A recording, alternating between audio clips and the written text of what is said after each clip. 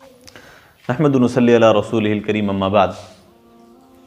جو شخص دوسرے کے لیے برا سوچتا ہے، دوسرے کے لیے گڑھا کھودتا ہے، وہ خود اس گڑھے میں جا کر کے گر جاتا ہے۔ بارہا ہم نے اس جملے کو دہرایا ہوگا، ہم نے ایک دوسرے کو یہ کہتے ہوئے سنا بھی ہوگا۔ اسی حوالے سے ایک بڑا دلچسپ واقعہ میں آپ کے سامنے بیان کر رہا ہوں۔ اس واقعے میں بڑی عبرتیں اور بڑی نصیحتیں ہیں ان لوگوں کے لیے جو فضول میں کسی سے حسد رکھتے ہیں، نفرت کرتے ہیں، ان کے تعلق سے۔ واقعہ حقیقت پر مبنی ہے اور اس کا حوالہ اگر کسی کو دیکھنا ہے تو ڈسکرپشن میں اس کا حوالہ درج ہے، آپ وہاں پر جا کر کے دیکھ سکتے ہیں۔ واقعہ اس طرح سے ہے کہ ایک بادشاہ تھا، اس کا ایک بڑا قریبی اور مقرب درباری تھا، وہ اس سے بڑا مخلص تھا، اس کے حق میں بڑی محبت کیا کرتا تھا۔ بادشاہ سے وہ درباری جو تھا بڑی محبت کیا کرتا تھا، اور جب کبھی بادشاہ کو کہیں جانا ہوتا وہ اس کو جوتا لے کر کے اس کا پہنچ جاتا، اس کے سامنے رکھ دیتا، اور اس طرح سے اس کے دربار میں جو ہے بڑی محبت کے ساتھ اس کے ساتھ رہتا، پیش آتا تھا ہر ایک معاملے میں۔ وہ بڑا مخلص تھا بادشاہ کے لیے۔ لیکن انہی درباریوں میں سے ایک شخص تھا، اس کو اس سے حسد تھا کہ یہ بادشاہ کے اتنا قریب کیوں ہے،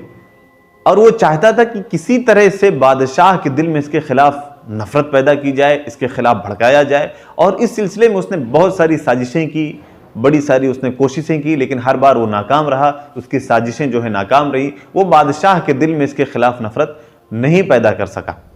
اور یہ جو مخلص بندہ تھا، جو درباری تھا، جو بڑا مخلص تھا بادشاہ کے حق میں، وہ ہمیشہ ایک بات کہا کرتا تھا کہ اپنے محسن کے ساتھ اس کے احسان کی وجہ سے محبت کرو، اور رہا برائی کرنے والا تو برائی کرنے والے کی برائی خود ہی اسے ختم کرنے کے لیے کافی ہے۔ وہ ہمیشہ وہ ضرب المثل یہ دہرایا کرتا تھا، کہا کرتا تھا۔ بہرحال وہ جو حاسد شخص تھا، اس نے بادشاہ سے ایک چال چلی، اس کو بھڑکانے کے لیے، بادشاہ کو اس مقرب شخص سے دور کرنے کے لیے، نفرت پیدا کرنے کے لیے اس نے ایک چال یہ چلی۔ اس نے یہ کہا جا کر کے بادشاہ سے کہ آپ اس کو بڑا مقرب اور قریبی سمجھتے ہیں، اپنے حق میں اسے بڑا مخلص سمجھتے ہیں، در حقیقت وہ آپ سے نفرت کرتا ہے، آپ سے محبت نہیں کرتا، اور بلکہ اس کا تو یہ بھی کہنا ہے کہ جب آپ بات کرتے ہیں آپ کے منہ سے بڑی گندی بدبو آتی۔ بادشاہ نے کہا کہ تمہارے پاس کیا دلیل ہے، کیا ثبوت ہے، کیسے تم اپنے اس الزام کو ثابت کرو گے؟ اس نے کہا کہ اے بادشاہ سلامت، اگر آپ کو یقین نہیں ہے تو آج شام کو اس کو دربار میں بلائیں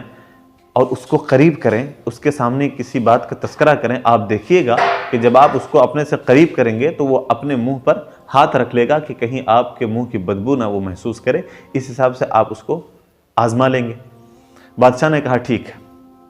اب یہ حاسد شخص وہاں سے نکلا اور جا کر کے اس آدمی سے، جو مخلص بندہ تھا، اس کے پاس جا کر کے پہنچا، اور اس کے تعلقات، جو چونکہ وہ بڑا نیک دل آدمی تھا، سب کے ساتھ اس کے تعلقات بہتر تھے، اچھے تھے، تو اس کو جا کر کے اس نے دعوت دی اور یہ کہا کہ آج آپ کھانا ہمارے ساتھ کھائیں گے۔ اس نے دعوت قبول کر لی۔ اب اس کے یہاں پہنچا جب کھانا کھانے کے لیے، تو اس نے اس کھانے میں بہت زیادہ جو ہے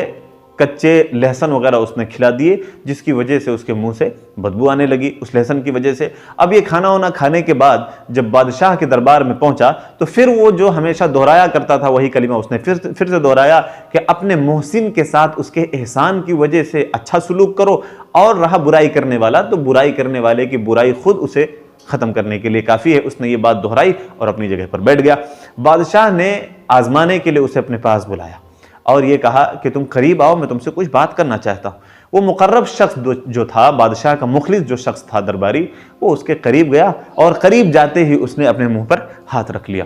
اب اس طرح سے بادشاہ جو ہے آزمائش، اس کا امتحان لے رہا تھا، آزما رہا تھا، اور وہ جو ہے اس کو یہ محسوس ہوا کہ وہ درباری جو تھا حاسد، اس کے تعلق سے کہ اس نے سچ کہا تھا، اور حقیقت میں یہ میرے تعلق سے ایسا گمان رکھتا ہے اور یہ میرا مخلص نہیں ہے، میرا مقرب جو بنا پھرتا ہے یہ حقیقت میں جو ہے مجھ سے نفرت کرتا ہے۔ تو اس نے پھر بہرحال اس نے یہ کیا کیا، اس واقعے کے جو راوی ہیں بکر بن عبداللہ المزنی، وہ بیان کرتے ہیں کہ وہ بادشاہ جزا اور سزا اپنے ہاتھوں سے لکھتا تھا۔ اس نے ایک خط تحریر کیا، لکھا اور اس پہ مہر وغیرہ لگا کر کے اس مقرب شخص کے حوالے کیا کہ تم چیف سیکریٹری کے پاس اس خط کو پہنچا دو۔ اب یہ مقرب شخص جو تھا، مخلص شخص جو تھا، یہ وہ خط لے کر کے باہر نکلا، اور محل سے جیسے ہی باہر نکلا وہ حاسد شخص جو تھا وہ وہیں پر موجود تھا۔ اس نے کہا کہ تمہارے ہاتھ میں کیا ہے؟ اس نے کہا کہ بادشاہ نے میرے کسی کام سے خوش ہو کر کے مجھے یہ انعام دیا ہے اور چیف سیکریٹری کے پاس مجھے لے جانے کے لیے یہ کہا ہے اور وہاں سے انعام حاصل کرنے کے لیے کہا ہے۔ تو اس حاسد شخص نے یہ کہا کہ تم ایسا کرو کہ یہ خط مجھے دے دو اور تم اسے مت لے جاؤ۔ اس نے بہت اصرار کیا، ضد کیا، تو اس آدمی نے، جو نیک دل انسان تھا، اس نے وہ خط اس کے حوالے کر دیا۔ اب یہ خط لے کر کے چیف سیکریٹری کے پاس پہنچتا ہے۔ چیف سیکریٹری نے اس مہر لگے ہوئے خط کو جب کھولا تو اس میں یہ لکھا تھا کہ یہ خط لے کر کے جو جا رہا ہے اس کو قتل کیا جائے، اور قتل کر کے اس کے چمڑی ادھیڑ لی جائے اور اس میں بھوس بھر کر کے میرے پاس پہنچا دیا جائے۔ اب چیف سیکریٹری نے اس کو خط پڑھ کے سنایا کہ تمہارے یہ قتل کا حکم ملا ہے، لہٰذا تم تیار ہو جاؤ۔ اس نے کہا کہ نہیں، دراصل یہ معاملہ ایسا ہے کہ یہ خط میرے لیے نہیں تھا، دراصل میرے فلاں ایک دوست کے لیے تھا، غلطی سے میرے پاس آ گیا۔ اس نے بڑی منت سماجت کی، بہت زیادہ اس کے سامنے رویا، گڑ گڑایا، لیکن یہ بولا کہ اب تم خط لے کر کے میرے پاس آ چکے ہو اور اب یہاں سے بچ کر کے نکلنے کی کوئی سبیل نہیں، لہذا اب تم قتل کے لیے تیار ہو جاؤ۔ اس نے بڑی منت سماجت کی، لیکن چیف سیکریٹری نے اسے قتل کیا، اور قتل کر کے جو ہے اس کی کھال ادھیڑ کر کے بھوس بھر کے اس کے اندر اور بادشاہ کو پہنچا دیا۔ اور پھر وہ روزمرہ کی زندگی کے معمول کے مطابق جو مخلص شخص تھا وہ اپنے وقت میں دربار میں حاضر ہوتا ہے اور پھر وہی کلمہ وہ دہراتا ہے کہ اپنے محسن کے ساتھ احسان کرنے کی وجہ سے اچھا سلوک کرو، اور رہا برائی کرنے والا تو وہ اپنے برائی ہی کی وجہ سے ختم ہو جاتا ہے، اس کی برائی اسے ختم کرنے کے لیے کافی ہے۔ یہ کہہ کر کے اپنی جگہ پر بیٹھ گیا۔ بادشاہ نے اسے جب دیکھا، وہ دیکھ کر کے حیران ہو گیا کہ ماجرا کیا ہے۔ اسے بلایا اپنے پاس اور کہا کہ تم کو میں نے خط دیا تھا چیف سیکریٹری کو پہنچانے کے لیے، اس خط کا کیا ہوا؟ اس نے کہا کہ اصل معاملہ ایسے ہے، میں لے کر کے نکلا تو فلاں شخص دربار سے باہر موجود تھا، محل کے باہر، اور اس نے مجھ سے بہت اصرار کیا، ضد کیا، اور میں نے وہ خط اس کے حوالے کر دیا، وہ لے کر کے چیف سیکریٹری کے پاس گیا ہوا ہے۔ تو بادشاہ نے یہ کہا کہ اچھا ایک بات بتاؤ، تمہارے تعلق سے میں نے یہ سنا ہے کہ تم مجھ سے نفرت کرتے ہو اور میرے تعلق سے یہ کہتے ہو کہ میرے منہ سے گندی بدبو آتی ہے۔ تو اس نے کہا کہ ایسی کوئی بات نہیں ہے، میں حقیقت میں آپ سے محبت کرتا ہوں، آپ کا خیر خواہ ہوں، آپ کا مخلص ہوں۔ یہ بات جس نے بھی پہنچائی ہے غلط پہنچائی ہے، یہ بات حقیقت پر مبنی نہیں ہے۔ تو بادشاہ نے کہا کہ کل شام کو جب میں نے تمہیں اپنے سے قریب بلایا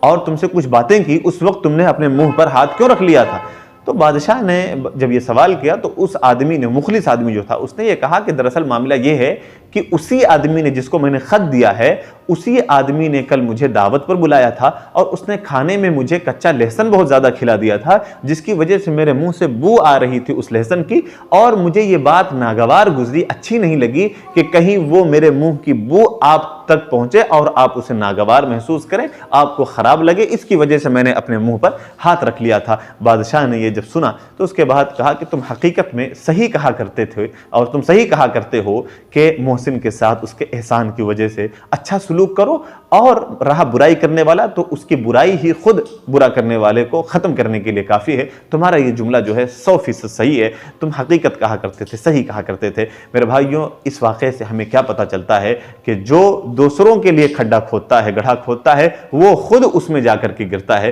لہذا ہر کسی کے ساتھ محبت کا سلوک کیجیے، کسی سے نفرت مت کیجیے، کسی سے حسد مت کیجیے، بے وجہ کسی سے جلن مت پالیے، اپنے دلوں کے اندر بغض مت رکھیے، ورنہ یہ نفرت، یہ حسد، یہ جلن، یہ کینہ انسان کو خود کھا جاتی ہے، اور بہت بڑا یہ شرعی اعتبار سے بھی بہت بڑا جرم ہے۔ لہذا ہمیں ہر کسی سے محبت کا معاملہ کرنا چاہیے۔ اللہ تبارک و تعالی ہر کسی سے ہمیں محبت کرنے کی توفیق عنایت فرمائے، اور ہمارے دلوں کو ایک دوسرے سے بغض، کینہ، حسد اور اس طرح کی برائیاں، ان تمام چیزوں سے ہمارے دلوں کو پاک صاف کر دے، اس کی جگہ پر محبت پیدا فرمائے۔ آمین۔ السلام علیکم ورحمۃ اللہ وبرکاتہ۔